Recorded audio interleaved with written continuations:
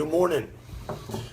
I'm going to do something a little bit different today because this is right up my alley, and this is something that hopefully will give you a lot of, value, things you may or may not have thought about, things you may or may not know, but in a fun way, using my business that I'm so familiar with and spend a lot of time on daily.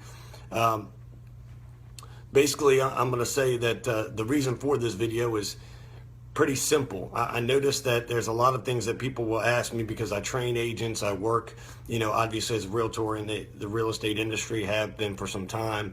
Also have a team. So I do a lot of things in the real estate industry.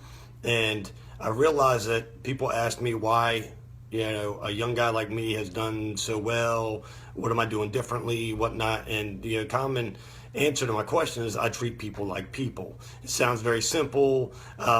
There is much more complexity to it, but for me, that's my quick, easy answer is that, I look at the individual, the circumstances, the goals, and I try to keep in mind that my primary job is to serve the best interests of that couple, that family, that person.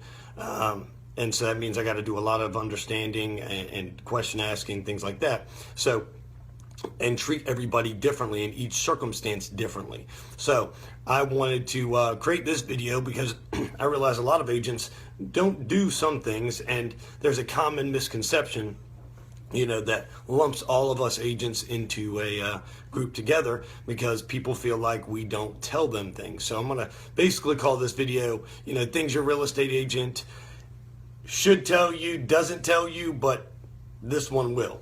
So, let's start with an idea. Number one thing is going to be a real estate agent is not known normally as an overall standpoint to tell their clients when to stay put. Meaning, when they call you to sell a house and you want to sell your house, say you call a real estate agent like me, you want to sell your home. They come over and of course they're positive. They think you could sell your home. They tell you a lot of things. And again, they're selling you, but they don't ever really tell you, hey, it might not be the best idea. Why don't you just stay put for a little while? Or why don't you rent out your property? See, this is something that a lot of real estate agents don't because they need the sale, or they can use your property to market themselves. And it just depends on what type of agent you're dealing with. I'm not saying every agent is like that, but I understand it as a common misconception because you hear it so often, and I hear it throughout the industry when I meet people. So understand that a good agent will tell you, hey, you might want to stay put. You also might want to look at renting out your property. But again, they're going to delve more into your individual goals and things of that nature. Next thing, most agents don't tell you there's a house that is too big. Now, I know this sounds really funny, but a lot of agents, again, love to be positivity. Again, it's a sales position for them. It's a commission environment. So it's not often you hear an agent tell you no, you shouldn't get that big of a house or whatnot. Their opinion kind of stays out of it. But there are agents out there, again, like myself, that will tell you that house is too big. Do you understand the maintenance costs? Do you understand what your flood insurance costs? Do you understand, the cleaning costs that you're going to have to go through and the time that's going to be devoted? But this is stuff that you should hear from your real estate agent. You should hear them tell you, hey, you might not want to do that. Now, again, it should be based on your individual goals, your needs, and that assessment alone, not their personal opinion alone. Other thing is your home is not an investment.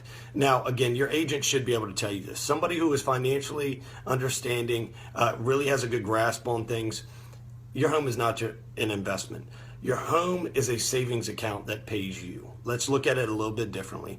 Now, again, you're not going to get much increase. If you do get an increase in value, it's going to be normally done to how you bought the home, at the timing of the market. There's so many variables to it. So really, the home is exactly what it is. It's not an investment, it's your home. But you could call it kind of a savings account. You want to treat it right. You want to make sure you're putting the right money into it in the right places.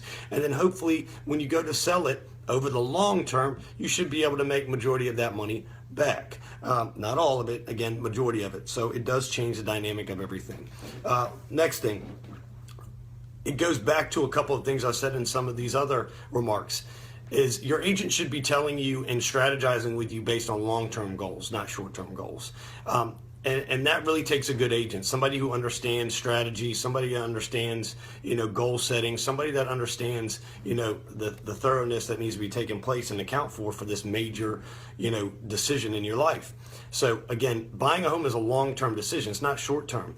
And look at it that way. Make sure that you understand that your agent should be doing that. If they're only concerned with your short-term goals, you might want to drop a red flag and start questioning it, and then go interview some other agents.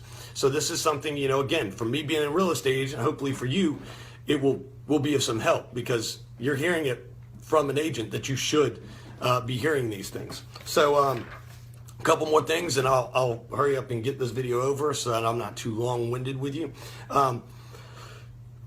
I know you think you might be able to sell your home by yourself, and many of you can, but not many succeed without a high cost. So let me say this. Your agent should be able to tell you that there's a high cost of selling your home by yourself. If an agent doesn't tell you that, and they can't be very direct, and they can't give you the cost of what you're looking at spending time and money-wise, then you want to continue to interview other agents.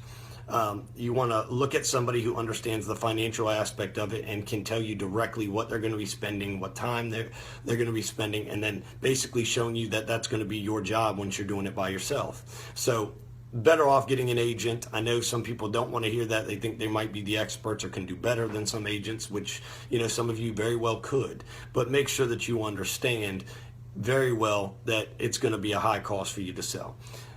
Next thing, and this is probably my biggest thing, and I'll kind of leave it at this, is why. Agents should be asking you why. This is a very important question. In anything, why do you want to sell? Why do you want to buy? Why do you want to be in this area? Why do you want to be in that location? Why do you want to spend that kind of money? Why? Why determines a lot. Are you thinking short term yourself? Are you thinking long term yourself? Are you being unrealistic? And again, your agent should be honest with you. They should tell you, hey, look, because what you just told me, the reasons why, I would make this suggestion. Or I would tell you this is better off for you and the safety of your family. Again, an agent should be transparent and honest with you. Now, let's flip this to kind of end this. There's a lot of things agents can't tell you. They can't tell you if a neighborhood's good or bad, but they can give you tools to research it. They can tell you, hey, go look up this flood insurance website to see how much it could approximately cost you. Hey, go look up this neighborhood watch website, because this will give you an idea of what kind of crimes happen in the area. Hey, go look at these things. Again, tools the agent should be able to provide. They cannot answer them directly. There are federal laws and state laws and ethics, that will, they'll violate, and they could be in a lot of trouble for it. So agents often act scared, and I think a lot of times that this is the reason that you don't get 100% direct honesty. So because this is the way that I'm built, this is the way that I am, I wanted to pass this along to everybody else. And maybe this will even help some agents out there realize, hey, maybe I should step up a little bit more, be a little bit more honest, be a little bit more bold, because it's not about being, in control of anything or anybody. It's more or less you doing the proper job for the clients, for the public, and being honest, being direct, being very well researched, knowing your areas, asking your whys, and not lying to the client will get you a long way. So I'll leave you with one last thing, again, about this honesty. Make sure that you understand that you listen to everything that your agent has to say with a grain of salt. Not every agent is going to be the expert in all areas. Find out what type of an expert they are, what areas they service. Understand that they should know those neighborhoods. Not only should they be asking these questions and being honest with you on that, but they should be honest on their expertise. I hear a lot of agents that will, go outside of areas, cities that are 2 hours away and try to be an expert, and they're not. So be very, very careful with that. Ask a lot of questions. Make sure you do your research and look up reviews on your agents. I know you can go look me up right now on Facebook, Instagram, Snapchat. You can go and look on reviews on Trulia, Zillow, Realtor.com. So feel free and do it so that you can see the credibility of what I'm trying to tell you in this video. But again, I can kind of create more ideas of things that are told or not said to you. I just want to give you some quick examples. Please leave your thoughts. Ask questions. Leave some comments below and see if there's something that maybe that you want me to answer that maybe I can't answer. And again, understand that I cannot advise you, because That's one of those laws. Unless you're a client of mine, I can't give you advice. Right now, I could give you some general information, some understanding, like I could anybody else in the general public, but I can't give you some direct advice. So be very careful on questions you ask me, but I'm happy to answer anything that I possibly can, because this will make it fun. This will help, increase maybe some of the questions I didn't get to cover or thoughts I didn't get to cover in the video. So please comment below, like it, share it, give it to somebody, because this can be some good information for them before they go to buy or sell their home or even interview an agent. So thank you again. Look forward to talking to you soon. Thank you.